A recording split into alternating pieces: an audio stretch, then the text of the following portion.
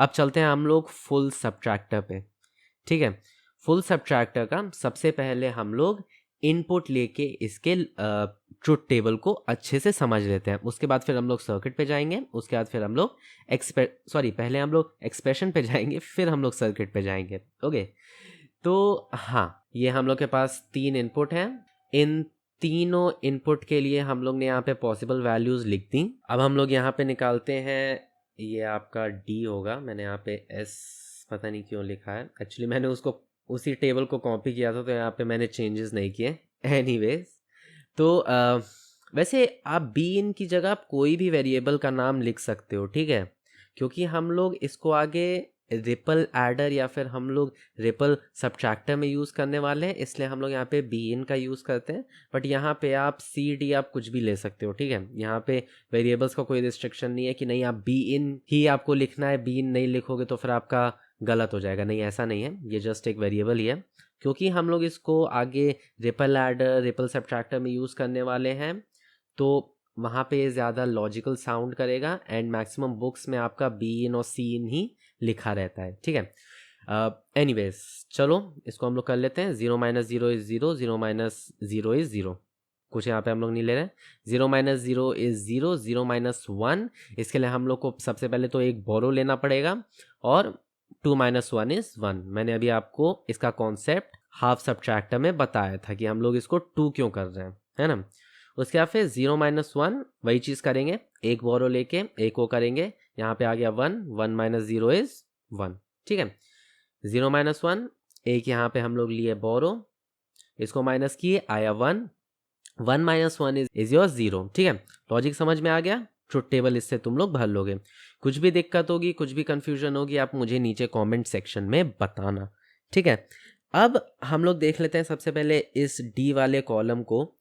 तो जब आप डी वाले कॉलम को देख रहे हो तो वंस अगेन आपको देख के सीधे सीधे समझ में आ जा रहा होगा कि ये आपका एग्जॉर है, ठीक है, ये आपका एग्जॉर है। और अगर आपको नहीं समझ में आ रहा है, ठीक है, मैं तो यहाँ पे बोल दे रहा हूँ, आपको लग रहा होगा यार ये कैसे निकाल लिया, ये तो गलत बता रहा है, ये वो के मैप बनाओ, के मैप से इसका मिनिमाइज्ड एक्सप्रेशन निकालो, आपका A XOR B I N ही आ रहा है ना।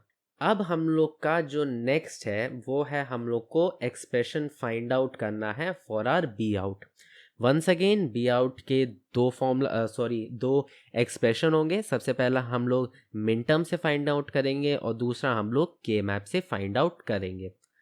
मैं बता रहा हूँ, बट आप इसको पॉज करके एक बार खुद से भी ट्राई करो। मैंने आपको एडर में समझाया था, उसका कॉन्सेप्ट, उसका प्रोसीजर मैंने आपको समझाया था। खुद से एक बार ट्राई करो, नहीं आएगा तो मैं पॉज करने के बाद बता ही रहा हूँ, है ना। ओके, तो मेरे ख्याल से मैक्सिमम लोगों ने उसके कर लिया होगा, जस्ट चेक कर लो यहाँ पे। तो मिन टर्म्स क्या क्या है हम लोग के पास। सबसे पहले तो हम लोग का ये मिन टर्म है, ये क्या है, A bar dot B bar dot C, sorry B I N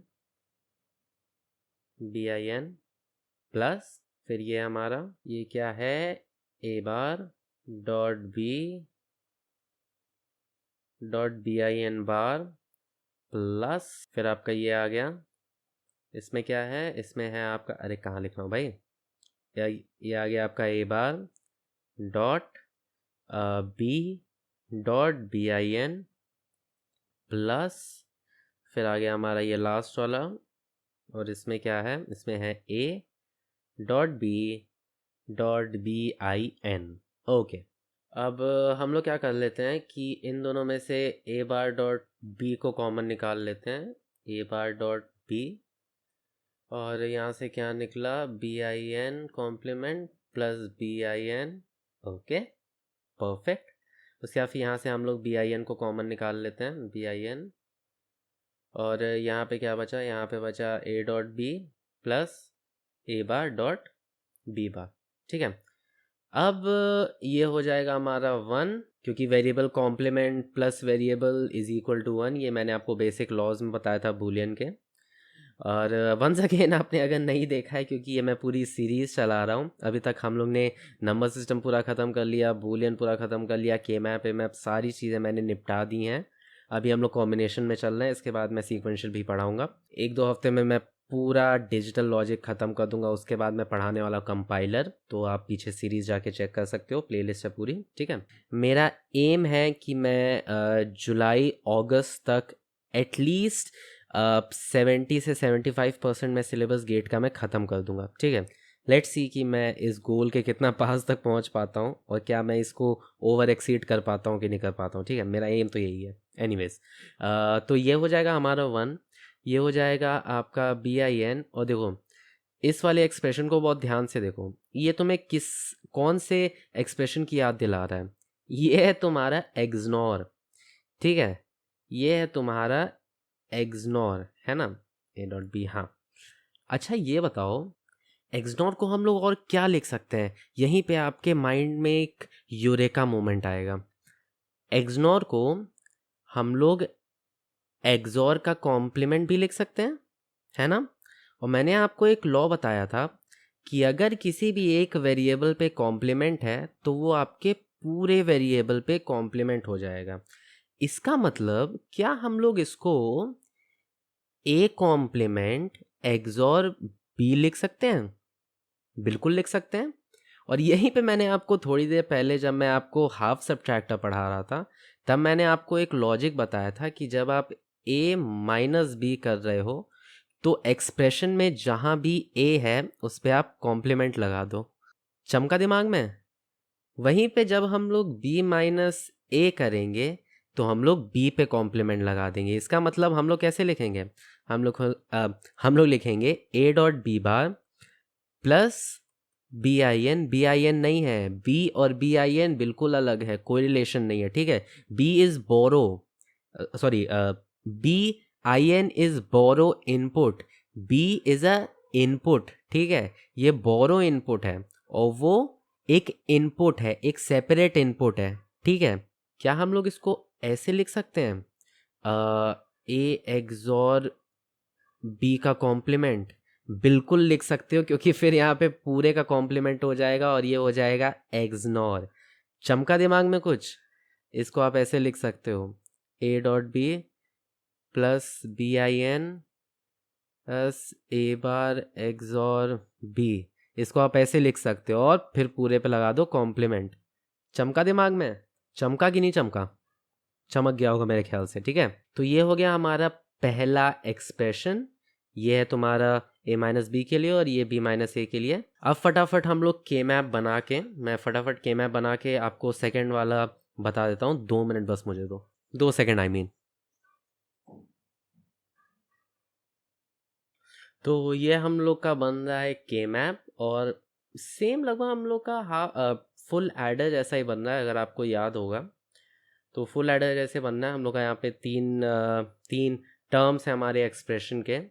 सबसे पहला टर्म हम लोग का ये रहा, इसको हम लोग लिख सकते हैं A.BIN प्लस दूसरा हम लोग का क्या हो गया, दूसरा हम लोग का ये हो गया A.B। तीसरा क्या हो गया हम लोग का ये क्या है, ये हम लोग का है BIN, ठीक है। इसको अगर और अच्छे से लिखें, A.B plus A.BIN plus BIN। Once again हम लोग का ये वही सेम लॉ यहाँ पे अप्लाई होगा। ये किसके लिए है? ये है A-B के लिए। अगर आपको B-A करना है तो आप क्या करोगे, आप बस जहाँ जहाँ पे B है आप उस पर कॉम्प्लीमेंट लगा दोगे, मतलब A.B complement plus A.BIN plus B complement BIN। B और BIN को एकदम अलग अलग रखना, उसको एकदम मिक्स मत करना, ठीक है। तो ये हो गया हमारा फुल सब्ट्रैक्टर। तो हम लोग ने यहाँ पे दो बेसिक कॉम्बिनेशनल सर्किट्स के बारे में समझ लिया। पहला था हमारा एडर और दूसरा था हमारा सब्ट्रैक्टर, ठीक है। अब हम लोग दो बहुत ही इम्पॉर्टेंट कॉम्बिनेशनल सर्किट्स के बारे में बात करने वाले हैं। सबसे पहला है हमारा मल्टीप्लेक्सर।